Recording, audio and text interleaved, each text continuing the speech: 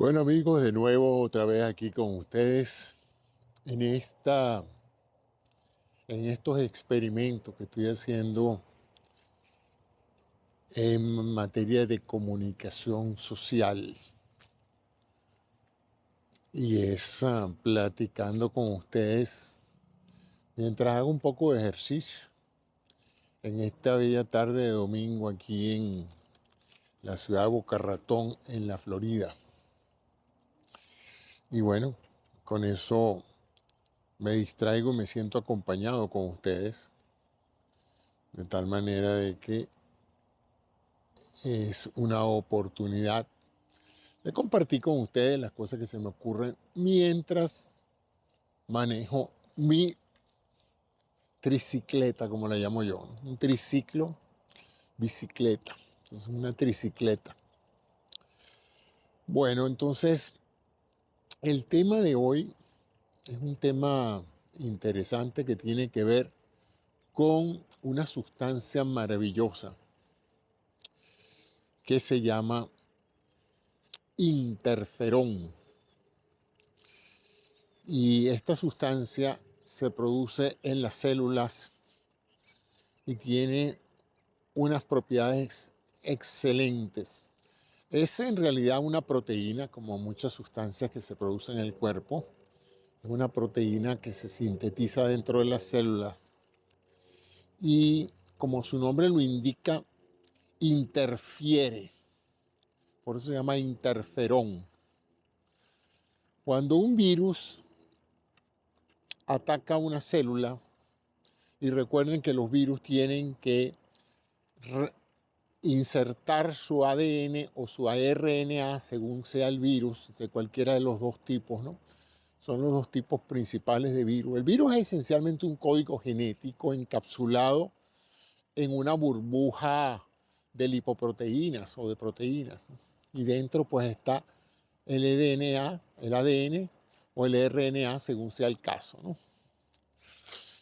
No se consideran como tal organismos vivos porque ellos no se pueden reproducir solos. Ellos necesitan secuestrar la maquinaria celular de una célula, necesitan secuestrar una célula para poder replicar su RNA y poder de esa manera seguirse propagando. Entonces, en estas condiciones, el virus en realidad usa la célula como una suerte de fotocopiadora para replicar y producir más virus. Él ingresa a la célula a través de unos receptores que encajan muy bien con algunas proteínas que están en esa cápsula viral y se mete dentro de la célula e inyecta ese código genético y los mecanismos de reproducción dentro de la célula entonces empiezan a hacer copias de ese código que representan más virus. Por supuesto que este proceso desorganiza la estructura celular interna normal hasta que la célula se rompe, se destruye y se liberan todos esos virus y esos virus entonces entran en otras células y las parasitan de igual manera. Entonces el virus es un código genético encapsulado que se mete en un organismo, en una célula de una persona huésped. Allí ese código inicia un proceso de replicación hasta que la célula estalla atiborrada de esas proteínas virales y entonces esos virus se liberan y infectan otras células. Pero ustedes comprenderán que el proceso evolutivo de los organismos vivos los protege de alguna manera de estas infecciones virales, de estos secuestros que hacen los virus. Y algún mecanismo de defensa teníamos que tener, porque si no, ya los organismos vivos hubieran sido destruidos en su totalidad por los virus que se encuentran tanto en el reino vegetal como en el reino animal, porque hay virus también que parasitan células vegetales. Y hay virus que parasitan células animales. Los mayores reservorios virales están precisamente en el mundo animal.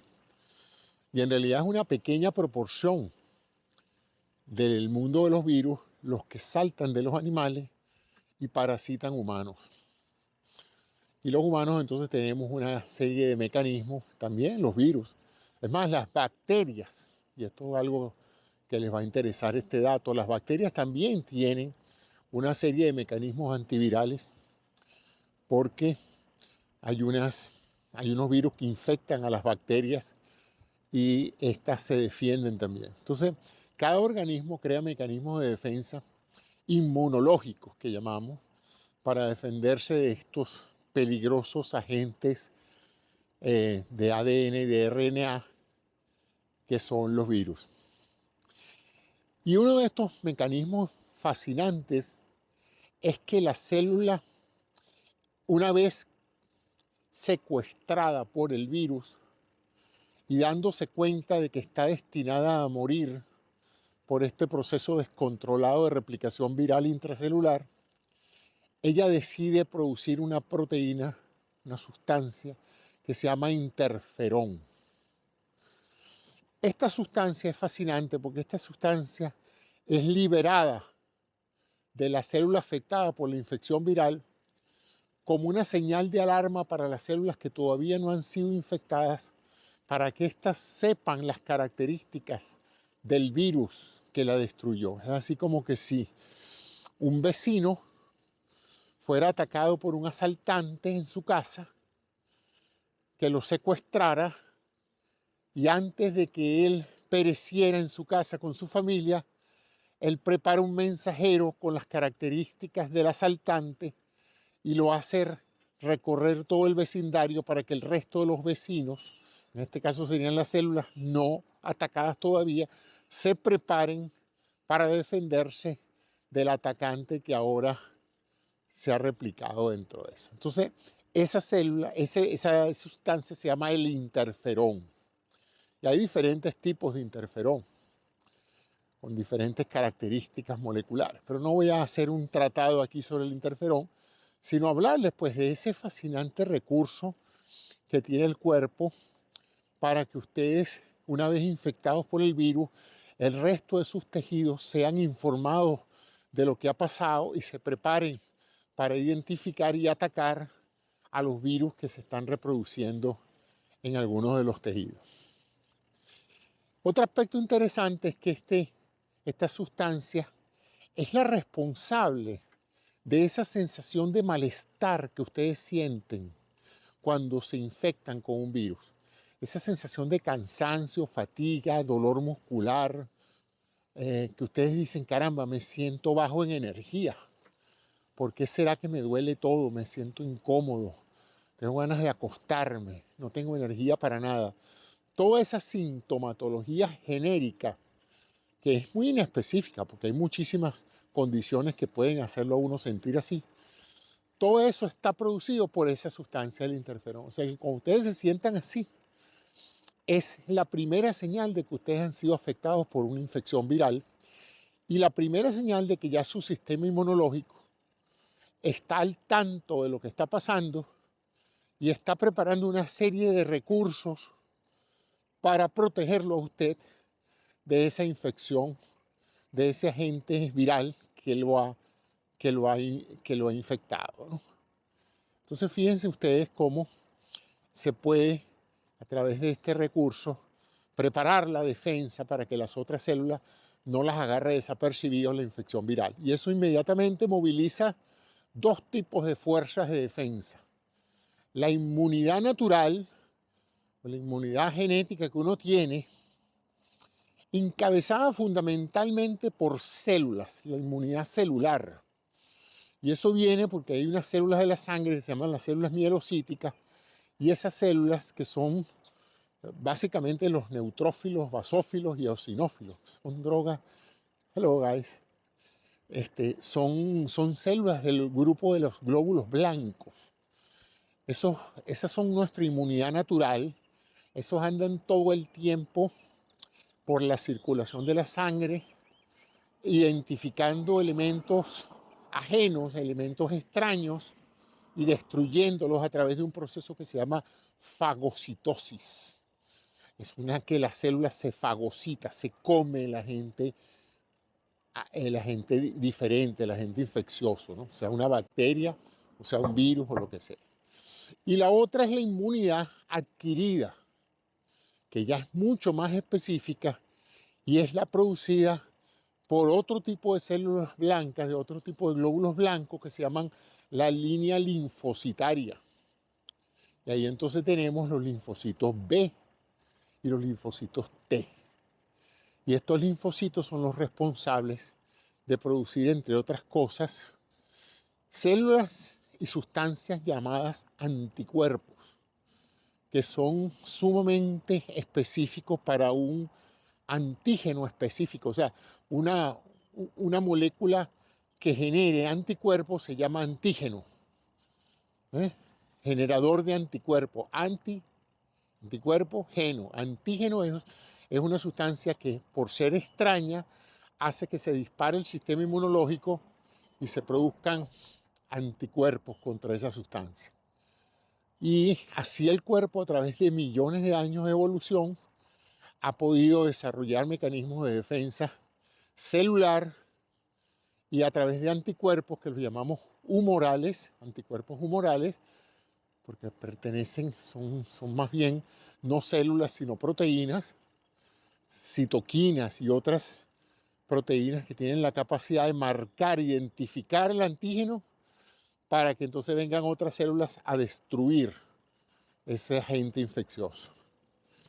De verdad que es realmente asombroso lo que ha hecho el proceso evolutivo para poder generar organismos que sobrevivan, porque se podrán imaginar que un organismo sin sistema inmunológico, pues al ser atacado por cualquiera de estos virus, no tiene salvación, pues, que es el grave problema de las personas que por alguna razón u otra tienen problemas en el orden inmunológico, porque entonces estas personas están desprovistas, ¿verdad?, de recursos para defenderse. Entonces, esa es la razón por la cual tratamos en lo posible de mantenernos saludables. Entonces, ese sistema inmunológico, como les dije, tiene una inmunidad natural que está dada por nuestra genética y que para que funcione necesita tres elementos básicos. Una buena nutrición, una buena hidratación, porque la deshidratación crea alteraciones en la estabilidad del medio interno que afectan la eficiencia de las reacciones químicas, porque todo esto, señores, es bioquímica. Todo lo que les he acabado de decir es la química orgánica, la química de los procesos biológicos, que son esencialmente moléculas de gran complejidad, llamadas proteínas, sintetizadas en las células en base a una plantilla que está dada por nuestra genética. Y entonces esos recursos requieren energía. Y ustedes dirán, bueno, ¿y de dónde sacamos esa energía? Bueno, de los alimentos.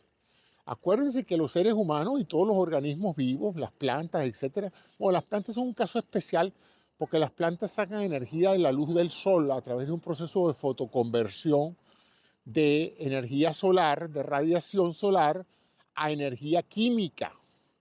Y luego de energía química a otras formas de energía, incluso la eléctrica. Pero en el caso del ser humano, del cuerpo, que se me cayó esto. En el caso del ser humano, la energía la sacamos de los alimentos. Los alimentos son energía química y esa energía química es convertida en glucosa y de allí pues entonces las células utilizan esa glucosa, ese azúcar, junto con el oxígeno del aire para producir moléculas que son las que mueven todo el proceso de construcción de proteínas y la energía que nos mantiene vivos. Eso es lo que mantiene vivos los tejidos. En ausencia de esa energía química, pues simple y llanamente ya no tenemos forma ni manera de sobrevivir. Por eso es que la gente que no se alimenta, pues empieza a deteriorarse, empieza a consumir las grasas que tiene en su cuerpo, empieza a consumir las proteínas que construyen su cuerpo y eventualmente perece de hambre, muere de hambre, ¿no? Y fíjense que antes de que eso se produzca, uno también puede morir de deshidratación. O sea, uno habiendo perdido muchas calorías, es enteramente posible que si no hay suficientes líquidos para mantener el equilibrio de la sangre y de todos los fluidos orgánicos, evidentemente vamos a tener una situación donde las personas no van a poder sobrevivir, pues no consumen suficiente agua para las pérdidas que tienen.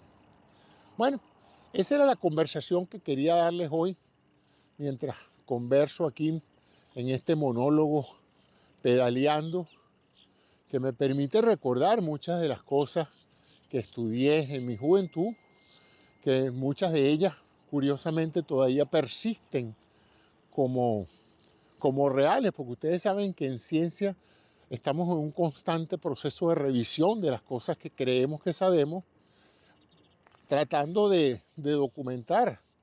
No vaya a ser que algunas de ellas pues ya hayan cambiado. Entonces, en este caso, la fisiología tradicional, descubierta el siglo pasado en general, sobre el comportamiento de las células, del sistema inmunológico, ha ratificado mucho de las cosas que sabía y ha ampliado mucho y ha corregido muchas cosas que pensamos que eran de una forma y ahora la ciencia nos ha demostrado que no funcionan exactamente como creíamos. Pero les he dado un boceto, un bosquejo sencillo de cómo el sistema inmunológico logra en un momento dado defendernos espontáneamente de cualquier ataque viral y de la importancia que tiene la nutrición y la hidratación para poder mantener estos recursos vitales óptimos de manera de asegurar la defensa del organismo. Bueno, ese es mi comentario de hoy. Si les gustó esta reflexión que hice sobre la sustancia esta llamada interferón, déjenmelo saber en los comentarios de abajo. Por cierto, el interferón también puede sintetizarse artificialmente, por supuesto, y de esa manera inyectarse en aquellas personas que no estén en capacidad de producir el interferón. Entonces ahí tienen efectivamente la posibilidad de mejorar su capacidad reactiva si fuese necesario a través de este recurso de sintetización.